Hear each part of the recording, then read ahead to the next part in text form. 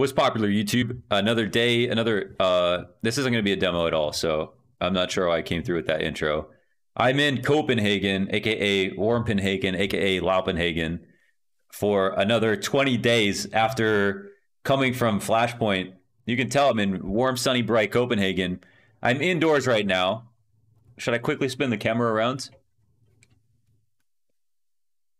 Wow. This YouTube video is because I haven't uploaded. So I haven't uploaded in a while. And the reason is because because I'm not lying, I just can't remember. The reason is because when I was in LA, I left and then I got here and I didn't have all my setup. And when I got here, my webcam wasn't working. And I swear this is all true. So there's a number of issues.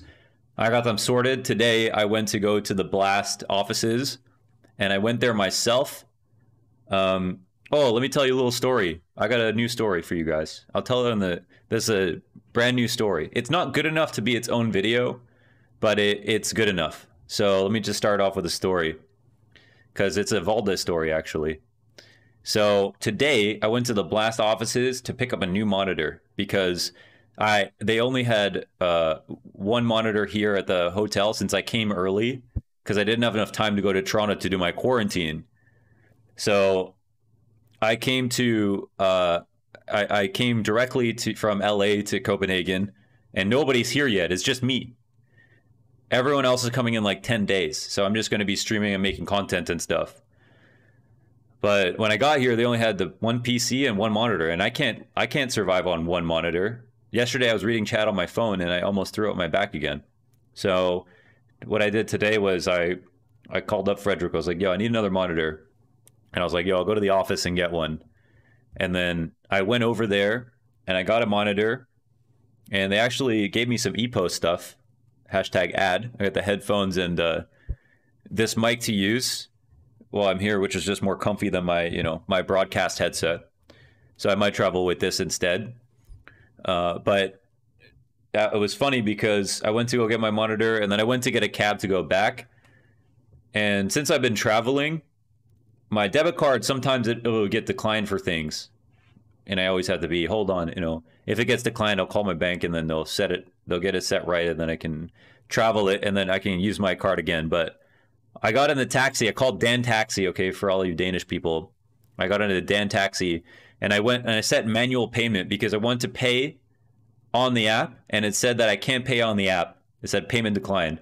So I got in the car and manual payment with my monitor and some of my EPOS gear. And I called my bank while I was in the car. And I was like, please don't ask me too many security questions.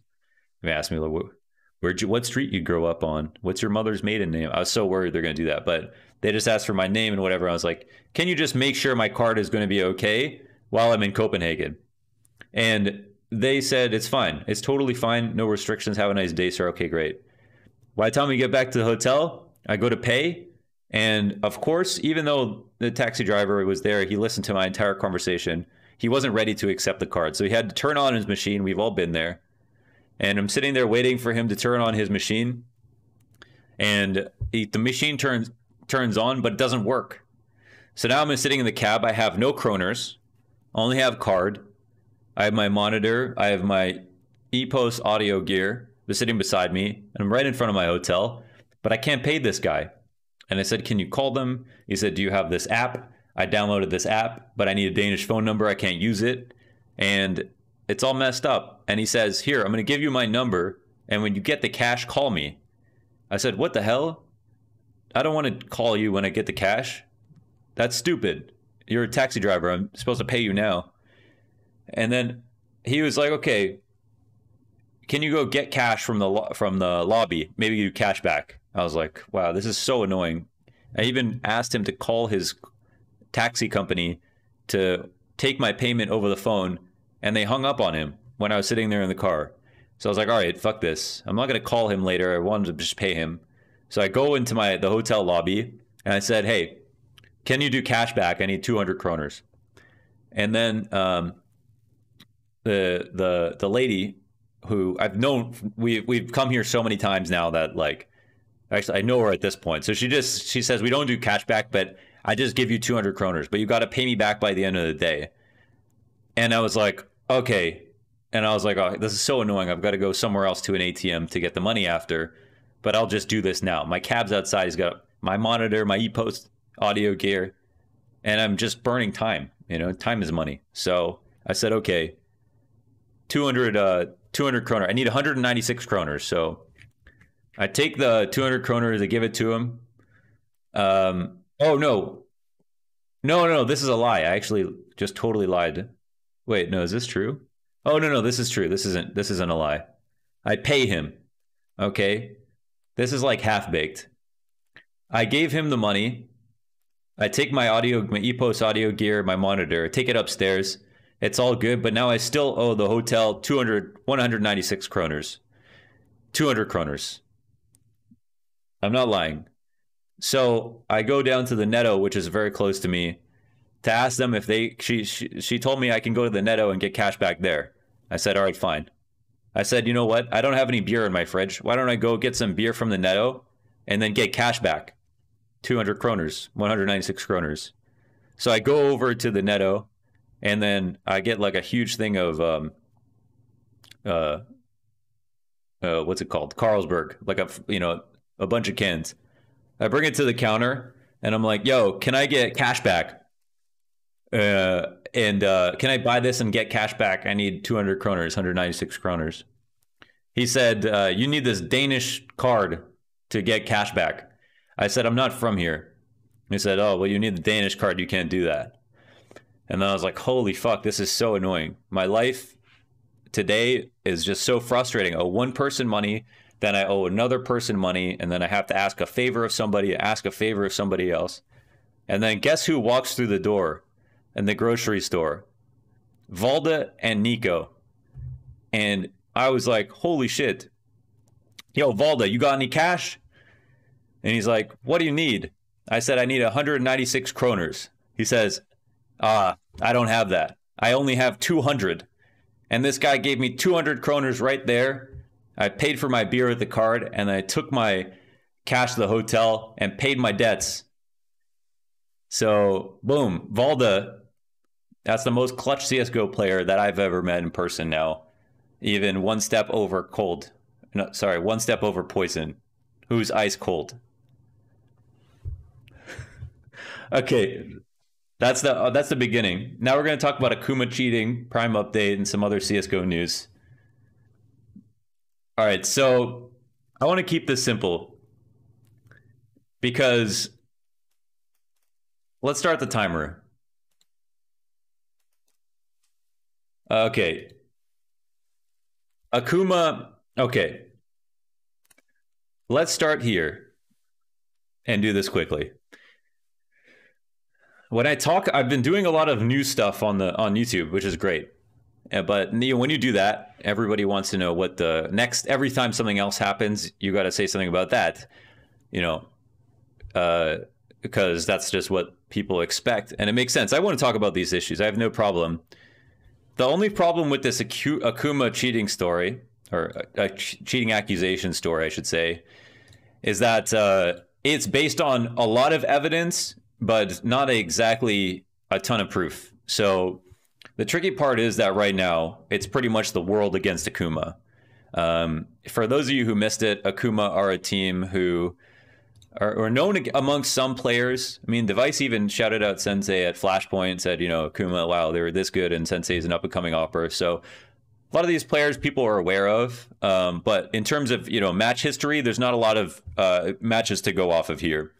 So then when they take a couple of matches at the CIS RMR off of Virtus Pro and Navi, in fact 2-0 both of them, it's like, holy shit, that is more than just a small step up. That is absolutely ridiculous. And I do a demo review on Simple losing to AKUMA, and I don't want to talk about the veracity of the win in that game versus Navi or any of these particulars. What I just want to say is that it's a really insane performance, and it's 2-0s in both these series. So red flags are raised. And then we find out that potentially the zero delay Go TV which is the way that you can watch the game, which normally has a 2 or 3 round delay, is 0 delay, and people are logging in to watch games live. So this means that people can match fix, that bet on these games, and beat the live odds. They can. There's some. Apparently, there's even there's a thought that some websites have access to this stuff, so they can rig the live odds. So be careful about live odds in general. But that's an issue. But either way, no matter what happened in this event in the CIS RMR, if that's possible, then the entire thing is basically compromised. If we can't figure out who was watching and prove who was watching, then anyone could have been watching, and then it's hard to say that any of the matches are actually, any of the matches actually mean anything. And these are for Valve RMR points, right? So even if a team loses to Akuma but still finishes and wins the RMR or whatever, and the RMR is all over, but even if that did happen, that wouldn't actually matter. What matters is how many points you get for the RMR. The RMRs are not actually about winning the RMR. They're about getting enough points to get you to the major. So any one match can mean a lot.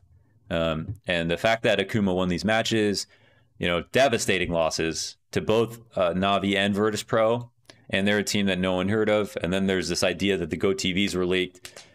This sends people on a kind of a witch hunt towards Akuma. There's a lot of clips where we're watching Akuma's players. And for me, the most suspicious part is to see Akuma's players, looking at the corner of their screen in clutch situations or frequently glancing at the corner of their screens. And apparently there's the tricky part about all of this is that there's some stuff I see for myself where I can make my judgments. There's some stuff I read that's Google translated because it's Russian. And then there's other stuff where I've had to ask some of the Russian casters to tell me what's true and what's not, and what's real and what's not. It's basically just a barrier of entry to get the accurate information, or even to know who's trustworthy or not. Like Overdrive tweeted, but I don't really know who he is. I've heard he's just like some rich guy who is, paid to be on teams and stuff like that, but has some good information sometimes. It's just very hard to make sure that we're accurate. And the only reason I care so much, guys, and this is the most important part about this whole thing and why I've put off talking about this, is because even if I feel like they're cheating, and I actually do feel like they cheated, but I don't know that. I don't know for sure.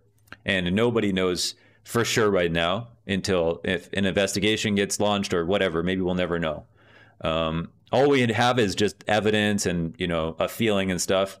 But if we are even wrong 1%, okay, it's just such a serious thing to accuse somebody of, right? That they cheated, that there's all of their reputations are on the line, potentially their future careers, their chances to get on better teams, their chances to improve as a team. This is just, it's very easy to throw out the accusation, but it's also very dangerous. It's a very dangerous power that we have to be able to do that. And that's why sometimes people message me. I get genuine DMs from people messaging me, and they say, why do all pros cheat? Or why does X pro cheat and no analysts talk about it and stuff? The truth is that most analysts don't believe, pro players are cheating, or top level players or whatever. Obviously it's possible at certain levels. It's possible when they don't have anti-cheat at the CIS RMR, which they didn't, and all of this other stuff. It's possible. It's always possible to cheat, I guess. But in terms of what we believe, we're not secretly hiding this view that we think other. In fact, I think when people ask me that, the first thought that goes through my mind is like, oh, this poor kid, doesn't know what he's watching. That's what I think. So we don't actually think that everyone cheats, but in situations like this, and this isn't even a wall hack, this is more like almost a coach bug or something where it's like something in the game that you can use without even have to worry about getting VAC banned. This is where it just feels like more real and more possible and stuff. But all of those things aside, we just have to be mindful of the fact that we might be wrong. And if we are wrong, that these are devastating accusations. So I just want to take that very seriously. And I don't want to go into what I think when I look at the, and I also want to be honest. This is how I feel. I'm leaning towards the idea that they might have been cheating, but I also want to recognize, I want to put a statement out there that just says, first and foremost, if there's even a chance they aren't, I think it's very important that we honor that when talking about them. And thinking about whether this is true or not. But yeah, this is so in terms of a resolution, despite whether or not it's them or someone else who has cheated in the RMR, if the GoTV is compromised. They are in my fantasy league team. What I feel like is that the resolution should be something along the lines of this, that it's similar to the Flashpoint issue, where it's not the team's fault. We don't know, and we don't know who cheated and where, but if they find out that the GoTV zero delay access was leaked, then the matches are compromised and there's no way to take that back, even though they have been played. And there is no good resolution from this point on. But one thing you might be able to say is it might be the best option to double down on points in the next RMR. I think that was brought up as a potential option, even though that is also not fair and not a very fun way to do it, because it puts extra emphasis on each match and the different time and whatever. That might be better than actually counting the RMR points from this event. But when we were talking about Valve launching an investigation into something in this realm, it's pretty much, I don't know if that's going to happen. I think they might have to do something. But I think typically when Valve do an RMR event or partner with a tournament, any organizer, they defer all of the responsibility and accountability to that tournament organizer. Now, since it's Epic League, I mean, it's not like a major tournament organizer. It is Epicenter. They might dip in after this or just accept that they just messed up so bad. There's no coming back for it. But this is what they did with Flashpoint. This is what they did with ESL and other events. Whenever there's been an issue, they just defer the responsibility to them, because the TOs have their own rule books and they're prepared to deal with these situations. But in this situation, this might be one where the whole tournament has to be called null. Oh, we almost did it in 10 minutes. So that's pretty much all I have to say about this. About these AKUMA cheating accusations. I am curious. I want to know what actually happened here with these teams and who cheated and who didn't, if there was any. But the only reason I would even be hesitant to believe, that would be slightly hesitant to believe at first with AKUMA, with Virtus Pro and Navi, was that they when I was looking at all their results, for some reason, both these teams picked Mirage and Dust 2 versus like the highest elo stack fucking Face It players in Europe. So I was kind of like, okay, they just got outpugged. And when we watched the demo Mirage, you know, Simple never saw them on their screen, and people were like, certain things are evidence where they can be explained. For example, I think that one round where Sensei jump peaks Simple and Cat, everyone says, oh, that's the craziest kill. But apparently Jackie was in underpass and could hear a Simple scope above him. So there are certain situations that have been debunked, other ones that look way too convincing to have any other possible option. But again, I don't want to get into exactly all of those situations, but these vetoes were a bit weird. And then after, of course, they lost their games and there's more heat on them and everything like that. So whatever. Let's hopefully find out what the answers are there. But that's my only opinion. It's not a scorching hot take, unfortunately. All right. So what's next? Can we do the rest in 4 minutes? We've got adjustments to non-pride matchmaking. Let me just read this quickly, okay? CSGO went free to play over 3 years ago and is still going strong. We see the new players entering CSGO all the time, and it's important as ever to anyone in the world, and it's as important as ever that anyone in the world can pick up and play the game for free.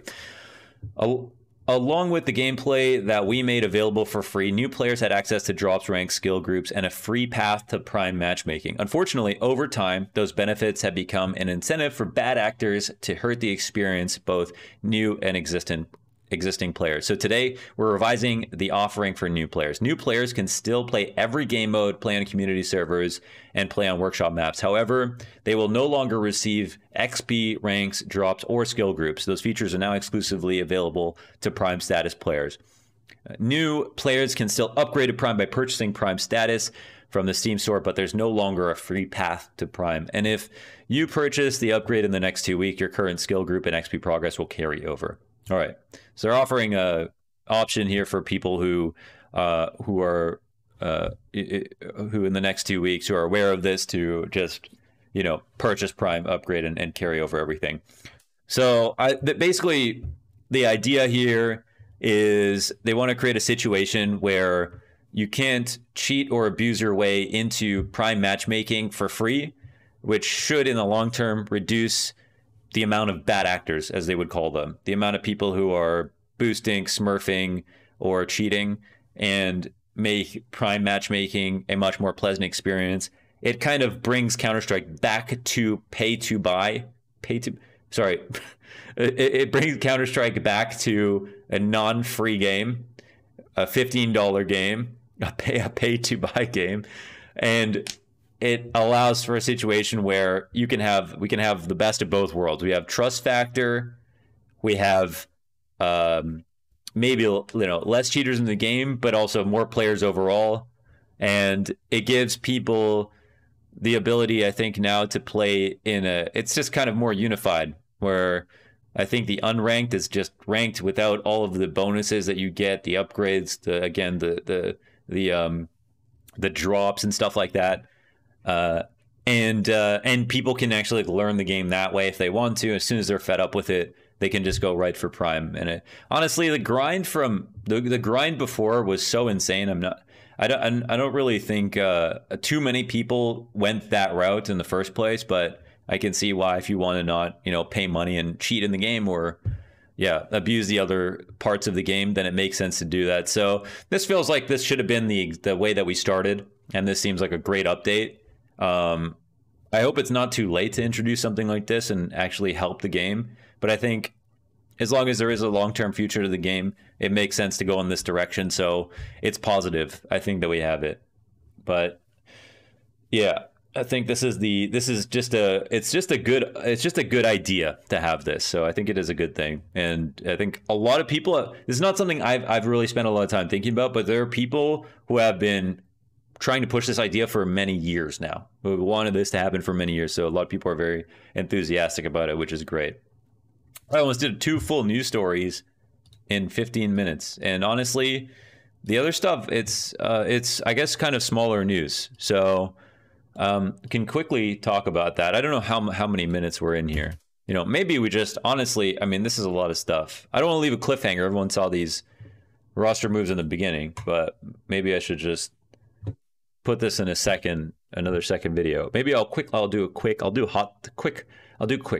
let's go quick. Coldzera benches Ola.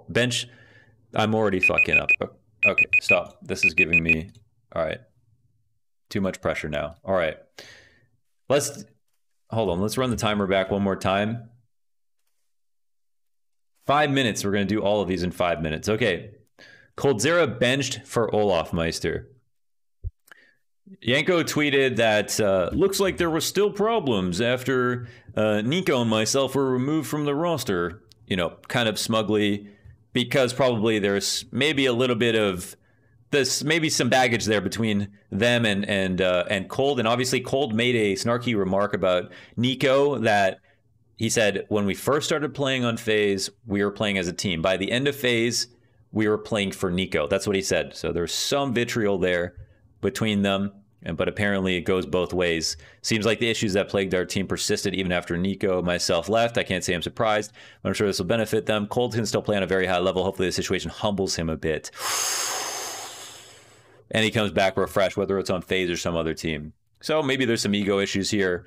Maybe it was just about time. In my opinion, you know, obviously I've been talking a lot about Rain and Kerrigan, and from watching some of their games and stuff, it feels like that's where maybe the issues are. But it could be, there could be a weed in the garden that isn't there, that's just wilting the other plants, right? So here, I think maybe this is a thing that they need. So Olaf coming in is the interesting part, okay? How much time do we have? Oh, fuck. All right, so Olaf is the interesting part. And the only reason is because, honestly, like, I thought they actually played really well here in the Blast Spring groups. And I thought Olaf was actually didn't look washed at all. He looked fantastic. Now, whether that, oh God, HLTV looks really weird with this. Okay, whether or not that's a good thing, or whether or not that will keep up is a different question. Okay, this is better. But I think there is still some long-term potential here. The issue for Olaf for me is, again, having won so many majors and MVPs, can he roll out of bed to play some more online matches to help out FaZe? Is this going to be temporary? That's the question mark for me. Do I think he can be a good upgrade? I think so. I think he can be a side grade at least. All right. NIP benching ZTR for LNZ. I don't know who LNZ is. I think he's the IGL for Young Ninjas. I thought ZTR used to be the IGL for Young Ninjas, so maybe he was the one who replaced ZTR. I'm not educated that well in this, but I don't know. This is just they're going to try something new. ZTR, he looked very smart in the clutch. He looked pretty average otherwise. I'll put it that way. He didn't have great stats. He looked a bit confused sometimes in the 5v5 situations. In the 1v2s, you could really see why they wanted him. He showed that he was very smart at the game. And I think after some more time, he would have been able to get better and have that skill and consolidate, and the pressure comes off. And of course, ZTR is a player that Device had a lot of good things to say about. So I can understand why they picked him up, but I'm also not surprised that they're benching him to try something new. Okay, Junior gets benched for Honda. All right, Junior did not play well on Furia. All right, if anyone tells you that Junior played well on Furia, you know, maybe they're from Boston. But in reality, Junior did not play well for Furia. There was very little reason to be spending an extra $5,000 every round to have Junior op when they had another opper and the stats weren't great for Junior. It was very hard to see what the point was of having another opper again and why he came on the first time. And also the fact they have to switch languages for this. It's not like they picked up Device, right? I just want to put it that way. Now, Honda in an interview, I'm going to stop this before it goes off. We had an interview with Zeus. An interview with Gary. An interview with Gary, who he said that Honda was his pet project to try to make into a solid player. And Honda, people are wondering, like, when's Honda coming back on the roster? Okay, when Honda came in for Junior at Blast, I think it was Blast Global Finals when Junior couldn't get his visa, he had the best and worst inaugural series of all time with a new team. He had 2 aces in a series versus one of the best teams in the world and had 60 ADR at the end of the series. You know, so his aim was really good, but he was still, you know, very much not ready for the level. So I'm not surprised he wasn't going to be the best. 3 aces? I don't even know. So I don't think he was ready at the time. I think they've been working on trying to get him ready. And they got the VTech installed, and they're going to kick it into 5th, I think, into 6th with Honda. So Junior, I think he has a really high ceiling. I think this was the complete wrong team for him. I wanted to believe it would work at first, and it seems like Junior just seems like a great guy. So I'm not surprised. Like, all those guys just seem like they would be really good friends. But in terms of him opping and playstyle and switching languages and stuff, I just didn't see that making a lot of sense, especially for someone new to this level.